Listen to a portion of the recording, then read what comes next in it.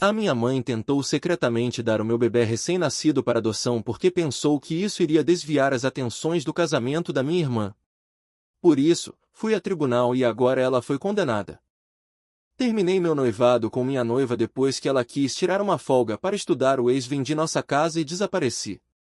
Depois ela me implorou para voltar. Tenho 34 anos e estava noivo da mulher com quem pensava passar o resto da minha vida. Estivemos juntos durante 5 anos, noivos há 1 ano e meio, e tínhamos acabado de comprar a nossa primeira casa. Sentia que tudo estava no lugar. Pensava que estávamos a construir um futuro. Mas afinal, ela já estava a olhar para o passado. Vamos chamá-la de Marta. A Marta era o brilhante. Bonita, articulada, segura de si. Daquelas mulheres que conseguem captar atenção sem esforço. Conhecemo-nos numa exposição de arte organizada por um amigo em comum. Eu não sou o tipo de pessoa que aborda desconhecidos, mas ela sorriu para mim do outro lado da sala, e pronto. Ligamos de imediato. Ao longo dos anos, construímos algo estável. Domingos de manhã com café e panquecas. As playlists absurdas dela enquanto lavávamos a louça. Planear viagens que nunca chegávamos a fazer. Não discutíamos muito. Confiava nela, completamente. Era minha pessoa de emergência, a representante legal em caso de saúde, era minha pessoa. Comecei a notar mudanças no final de janeiro. Pequenas coisas. Estávamos a planear o casamento para outubro, mas ela começou a adiar decisões. Passava muito mais tempo ao telemóvel, muito mesmo. Se eu sugeria algo como, e que tal tons outonais para os convites, ela mal levantava os olhos. Depois veio o afastamento emocional. Deixou de dizer amo-te primeiro. Estava sempre cansada, sempre distante. O telemóvel vibrava e ela virava-o para baixo. Perguntei-lhe diretamente uma vez, está tudo bem? Ela sorriu com pena e disse, está, amor. Só estou um bocado estressada. Mas o tom, havia algo errado. Como se eu estivesse a incomodá-la. Como se a minha preocupação fosse um peso. Mas ignorei. Por que não se parte do princípio que a tua noiva está a mentir?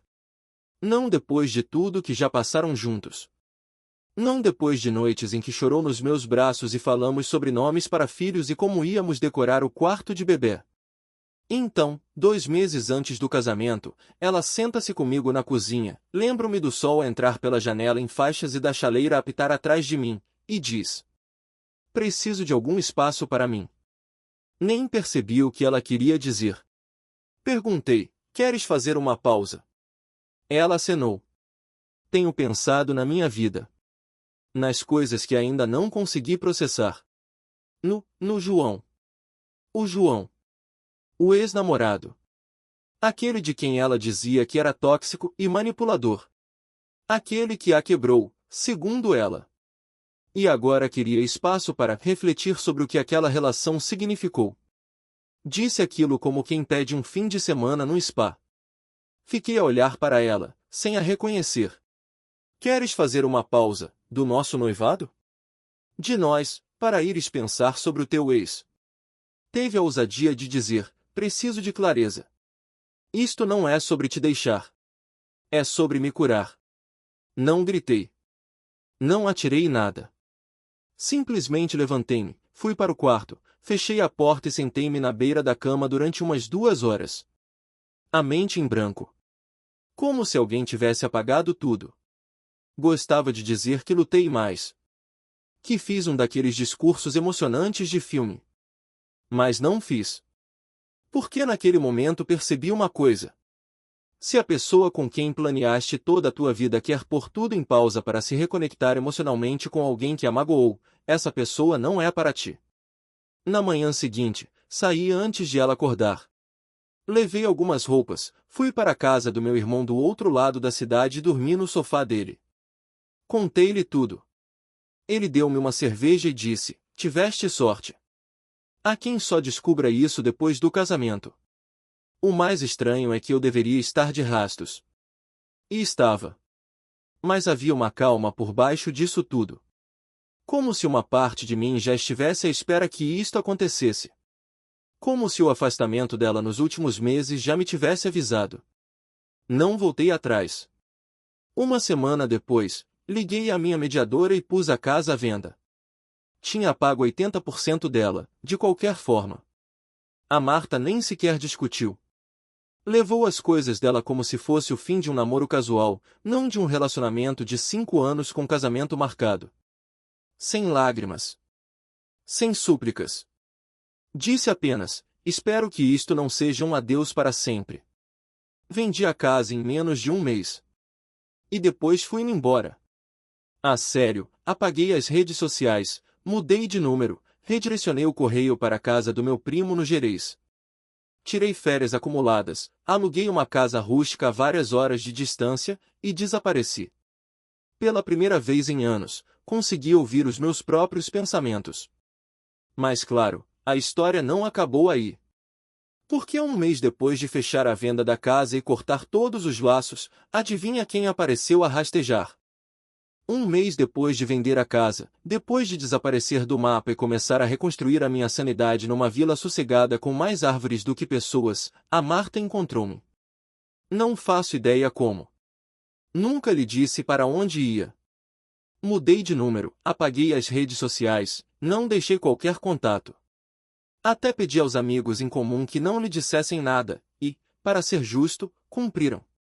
Mas numa quinta-feira à noite, no início de junho, recebo uma mensagem de um número desconhecido. Eu sei que não queres saber de mim, mas preciso mesmo de falar contigo. Por favor. Só 5 minutos. Fiquei a olhar para aquela mensagem durante 1 hora inteira. O meu coração não disparou nem nada dramático. Apenas me senti cansado. Como se todas as emoções tivessem sido fritas. Não respondi. No dia seguinte, nova mensagem. Cometi um erro. O maior erro da minha vida. Depois ligou. E continuou a ligar. Não atendi. 2 dias depois, enviou uma fotografia. Era de nós os dois, na antiga casa, uma selfie tirada depois de pintarmos a sala. Ambos a sorrir, com tinta na cara. Lembro-me de ter pensado, naquela altura, é isto que é a felicidade. Legenda da foto? Isto foi real. Eu sei que foi. Por favor, deixa-me explicar. Suplico-te. Cedi. Admito. Liguei-lhe de volta. Não devia, mas liguei. Atendeu logo ao primeiro toque. Meu Deus! Não pensei que fosses mesmo ligar. Fiquei em silêncio. Ela continuou. Eu nem sei por onde começar. O Bruno, foi um erro. Achei que precisava de encerramento. Achei que precisava de enfrentar aquele passado, mas não percebi que estava a afastar-me do meu futuro. De ti. Continuei em silêncio. Então ela falou mais. Disse que ela e o Bruno se encontraram para tomar um café. Que as coisas evoluíram. Que não se sentia bem, que ele continuava o mesmo manipulador de sempre. Que isso a fez perceber o que tínhamos. O quanto significava para ela. Tenho tantas saudades tuas, disse ela. Saudades de acordar ao teu lado. Das panquecas ao domingo. De ouvir-te a cantarolar no duche. Fui parva. Mas não passou disso, juro. Foi emocional. Nunca chegamos, tu sabes. Essa frase deixou-me a ferver. Achas que isso melhora alguma coisa? Perguntei, finalmente. Saíste da nossa relação para te ligares emocionalmente ao homem que te destruiu, e achas que está tudo bem só porque não dormiste com ele? Ela defendeu-se logo. Não estou a dizer que está tudo bem. Só estou a dizer que não foi tão grave como estás a pensar. E depois teve a coragem de dizer. Mas tu desapareceste. Foste embora. Vendeste a casa sem me avisar. Como se eu fosse o vilão desta história. Disse-lhe que ela fez a escolha dela. Quis uma pausa para se reconectar com o ex dele todo o tempo do mundo. E agora que a coisa não correu como ela esperava, volta como se nada tivesse acontecido. A voz dela tremeu. Não pensei que fosses mesmo embora. Achei que ias lutar por mim. Reddit, juro que quase me ri. Lutar por ela? Estava a lutar. Todos os dias. Enquanto ela se afastava, pouco a pouco, a planear reencontros com o antigo amor. Enquanto eu passava a noite sem dormir a tentar perceber o que tinha feito de errado.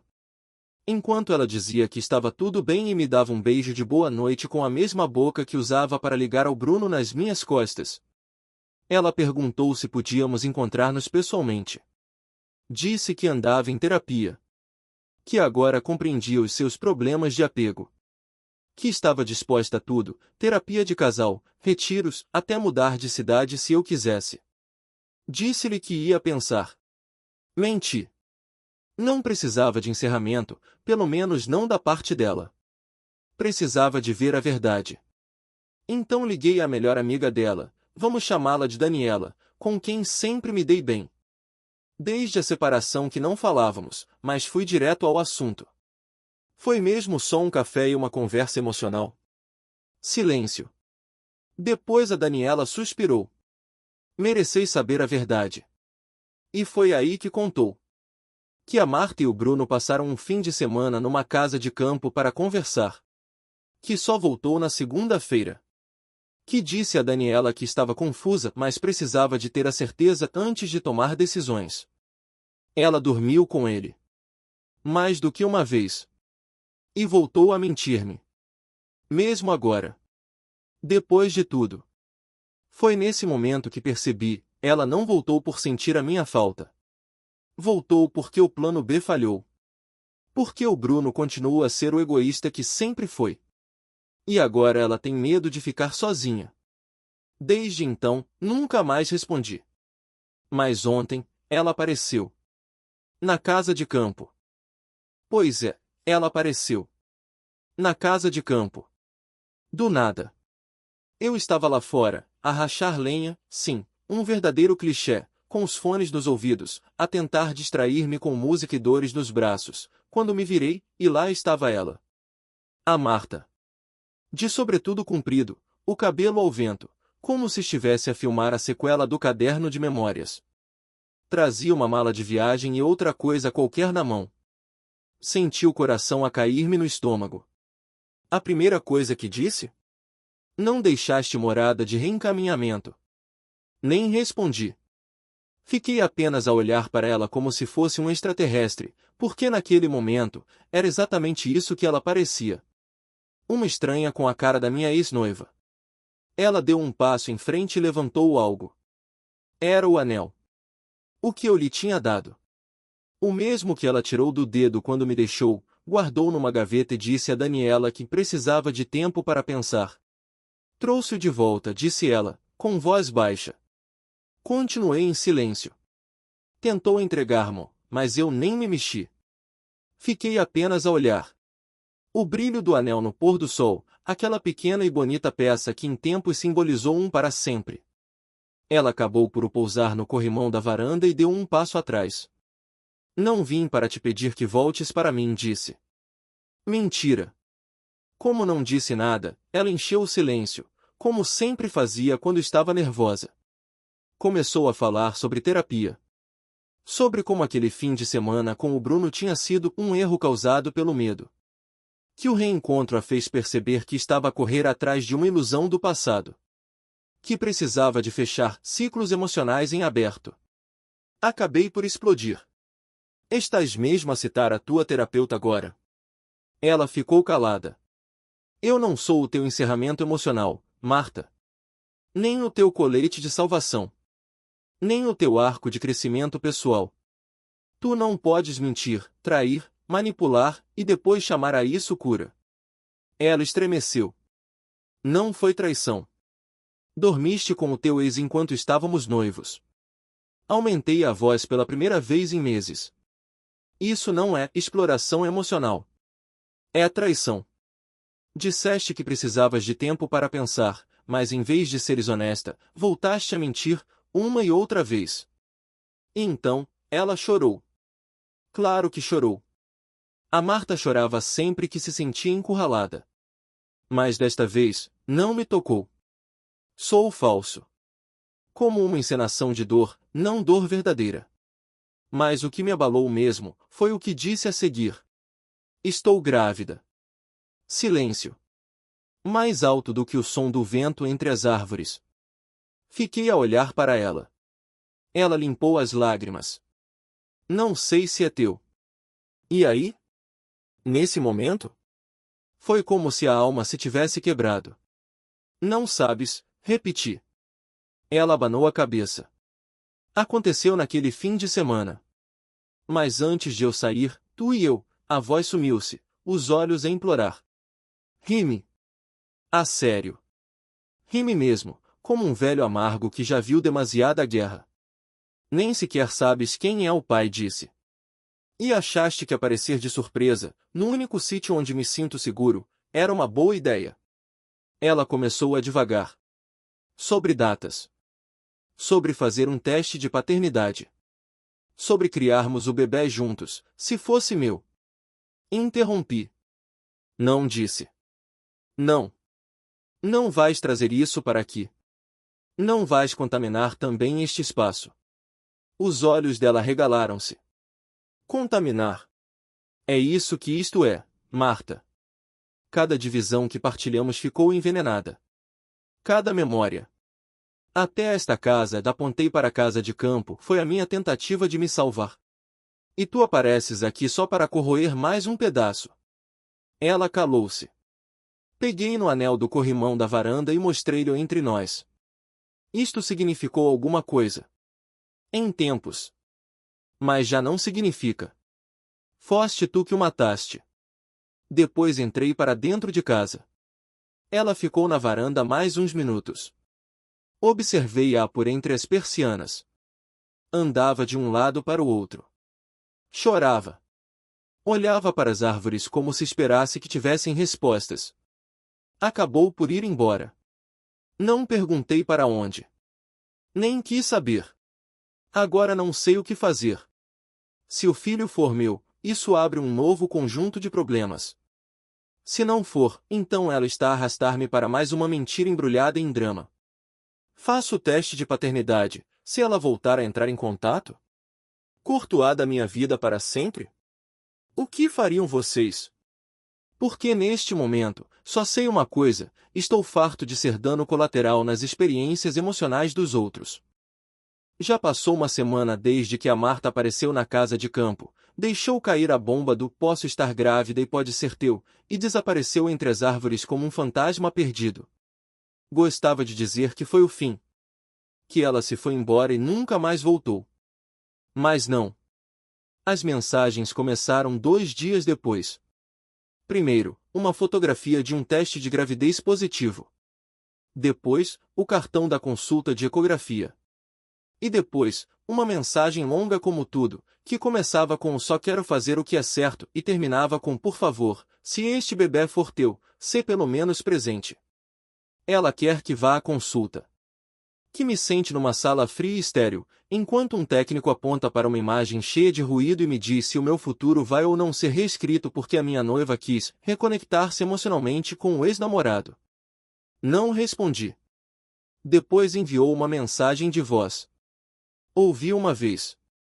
Foram 5 minutos de choro, desculpas circulares e mais tretas sobre como se eu tivesse ficado, podíamos ter resolvido tudo juntos. Ela não faz ideia de como soa. E agora a parte mais surreal, a Daniela, sim, a melhor amiga da Marta, aparentemente a única aliada que ainda tenho nisto tudo, contou-me que o Bruno, o ex, agora está a negar o bebê. Diz que a Marta lhe garantiu que estava a tomar a pílula e que agora ele não quer ser manipulado para ser pai. A Daniela ouviu aos gritos em alta voz e disse que a chamou de dependente emocional descontrolada. Ela está a desmoronar-se. E eu? Estou outra vez no centro da tempestade. A Daniela ofereceu-se para ir à consulta com ela, para eu não ter de o fazer. Agradeci, mas recusei. Decidi ir. Sim, eu sei. Provavelmente sou um idiota. Mas precisava de respostas. Não por ela. Por mim. Fui. Entrei no consultório como quem entra num tribunal. A Marta já lá estava, sentada com aquela expressão de eu sou indefesa misturada com a pose calculada de quem sabe que está a ser observada. Ela sorriu quando me viu. Eu não retribuí. A consulta foi surreal. A enfermeira perguntou-me se era o pai. Disse: é isso que venho descobrir. Silêncio constrangedor. Durante a ecografia, não trocamos uma palavra. Apenas olhamos para o ecrã enquanto o técnico mide e imprime imagens a preto e branco de uma coisa minúscula que pode ter sido criada com amor, ou traição, ou ambos. Depois, no parque de estacionamento, a Marta virou-se para mim e disse: ainda bem que vieste. Olhei-a nos olhos. Não vim por ti. Ela estremeceu. Mas continuou a insistir. Podemos falar? 10 minutos só. Pago-te um café. Ia dizer que não, mas ela acrescentou. Digo-te a verdade. Toda a verdade. Sem mais mentiras. Essa parte fez-me vacilar. Fomos até um café ali perto. Sentamo-nos frente a frente, em silêncio, até eu dizer: fala.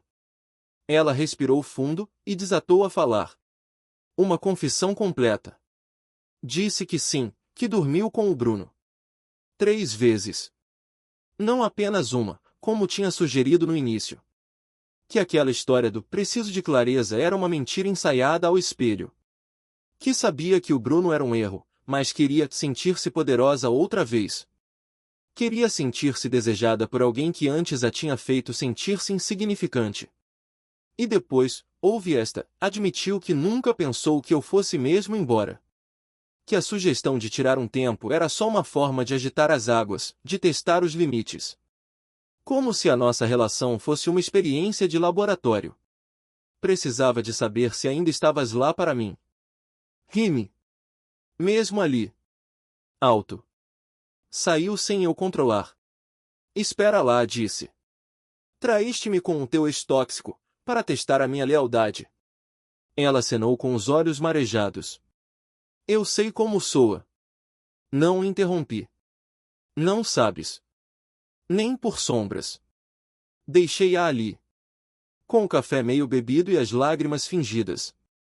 Fui direto para a casa de campo, fiz uma mochila e conduzi 6 horas até casa do meu primo. Precisava de ar. De distância. De algo real. Esta manhã chegou o kit para o teste de paternidade pelo correio. Nem sei se quero abri-lo. Reddit, estou exausto. Sempre que penso que já cheguei ao fundo deste buraco emocional, a Marta aparece com uma pá e cava ainda mais fundo. Eu não me inscrevi para isto. Não me candidatei a ser o plano B. O tipo a quem ela recorre quando o ex a rejeita outra vez. O homem que ela arrasta enquanto se encontra a si própria. E agora, talvez o pai do filho dela? Não sei o que fazer. Já liguei a um advogado para saber como funciona a custódia, se o bebê for meu. Mas, e se não for?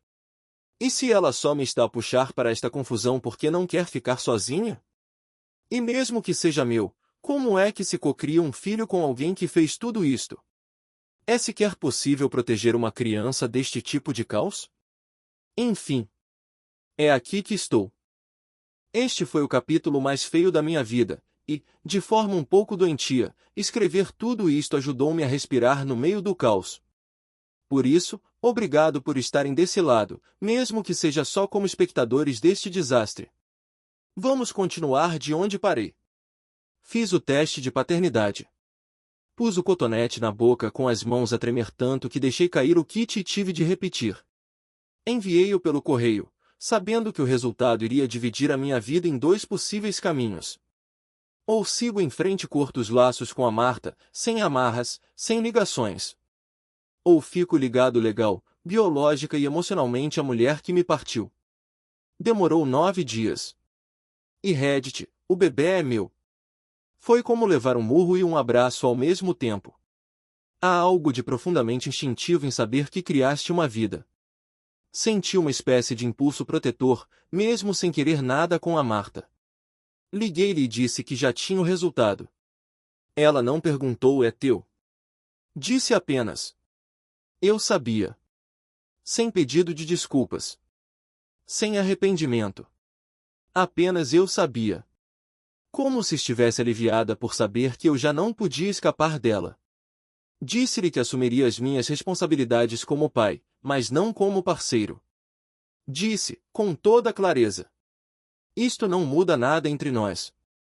Tu e eu acabamos. Mas esse bebê é inocente, e estarei presente. Não por ti, por ele. A resposta dela? Ficou furiosa. A sério. Disse que eu estava a complicar tudo mais do que devia, que ainda podíamos ter algo, criar o bebê juntos. Chegou a sugerir que nos voltássemos a juntar, talvez até viver juntos.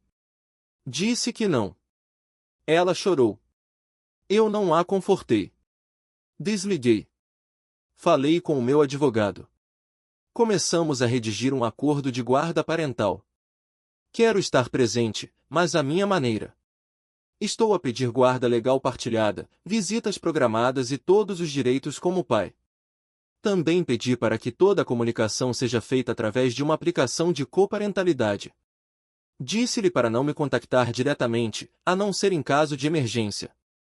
Arrendei um apartamento mais perto da cidade. Perto de onde o bebê vai crescer. Ainda mantenho a casa de campo, o meu refúgio, mas não posso fugir para sempre. Esta criança merece melhor do que isso. E aqui vem a parte que não esperava, estou estranhamente bem. Não feliz. Não livre. Mas, firme. Centrado. Porque tudo isto, por mais que me tenha destruído, também me reconstruiu. No silêncio.